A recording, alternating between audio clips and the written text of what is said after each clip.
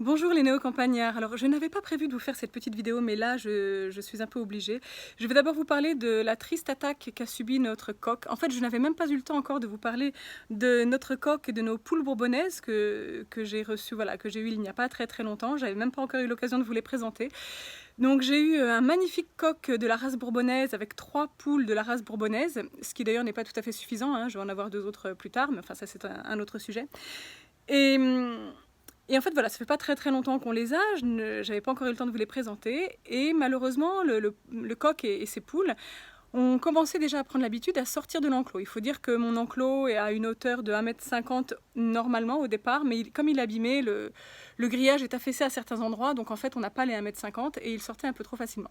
Alors je savais qu'il fallait que je coupe le bout les plumes d'une aile pour les garder dans l'enclos, pour les protéger, pour leur bien en fait, hein, même si ça peut sembler un peu surprenant. Mais je ne l'avais pas encore fait, je m'étais dit oh je vais quand même attendre qu'ils soient adultes, et là ils avaient 5 mois, enfin voilà, donc j'allais le faire d'ici 2 semaines en fait.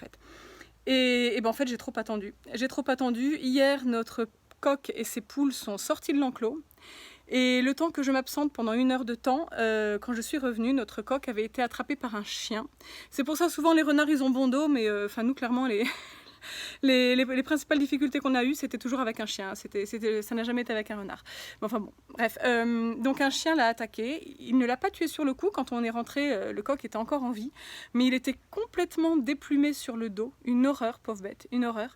Et puis surtout sous le choc. Je pensais quand même qu'on arriverait à le sauver parce qu'il n'était pas très atteint. Enfin, je veux dire, physiquement, ça a dû être extrêmement douloureux pour lui de perdre ses plumes. Mais je veux dire, il n'était pas mordu. Il n'était pas... voilà, il n'était pas blessé dans le sens où il ne saignait pas plus que ça. Et donc j'ai juste soigné son dos, j'ai mis de la bétadine, je l'ai évidemment isolé pour qu'il ne se fasse pas piquer par ses congénères, donc il était voilà, tout seul tranquillement dans un coin. Et en fait, il n'a pas tenu 4 heures. Et il est mort au bout de 4 heures, alors que on l'avait depuis vraiment quoi, peut-être 3 semaines. Enfin, et c'était un coq magnifique, un coq très gentil en plus, qui avait un chouette caractère, donc je suis absolument dégoûtée, mais j'en tire les conclusions. Je devais la sécurité à mes animaux et je n'ai pas assuré sur ce coup-là, en fait. J'ai agi trop tard.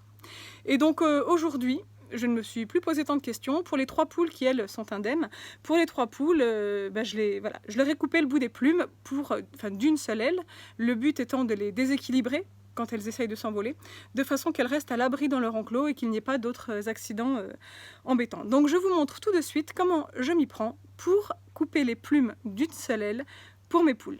C'est parti.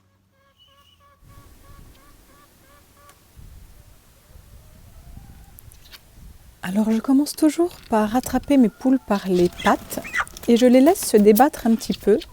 Ça leur permet de s'essouffler, de se fatiguer un peu et elles sont beaucoup plus calmes ensuite pendant les manipulations. Ce qui ne m'empêche pas évidemment de les rassurer. Alors je vous montre ici son aile qui est indemne, je n'ai pas encore coupé. Donc les grandes plumes noires que vous voyez, ce sont les rémiges. Et ce sont justement ces rémiges que je vais couper. Donc évidemment, là pour l'instant elle est symétrique. Bientôt, elle n'aura des rémiges que d'un seul côté. Donc quand je vois qu'elle est calme, je la pose délicatement sur le dos. Alors elle s'étonne un petit peu, mais vous allez voir que bientôt elle va se détendre et elle posera sa tête sur la table. C'est une position un petit peu surprenante, mais vous allez voir, qui permet d'intervenir sur la poule en toute tranquillité. Elle ne bougera plus. Alors quand je vais couper les rémiges, je vais quand même garder les premières là que je vous montre, les 2 premières, juste par souci d'esthétique en réalité. C'est-à-dire que quand l'aile sera refermée, il y aura quand même les 2 premières plumes qui seront encore là et qui permettront de dessiner l'aile en fait.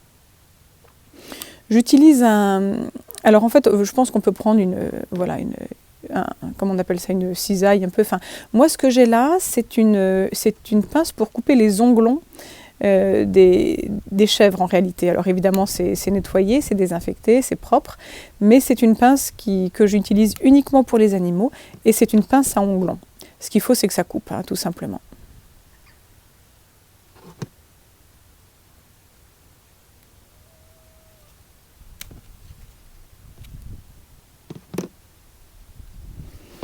Donc comme vous le voyez, là, ça y est, on commence à voir un petit peu le trou que ça va faire dans son aile.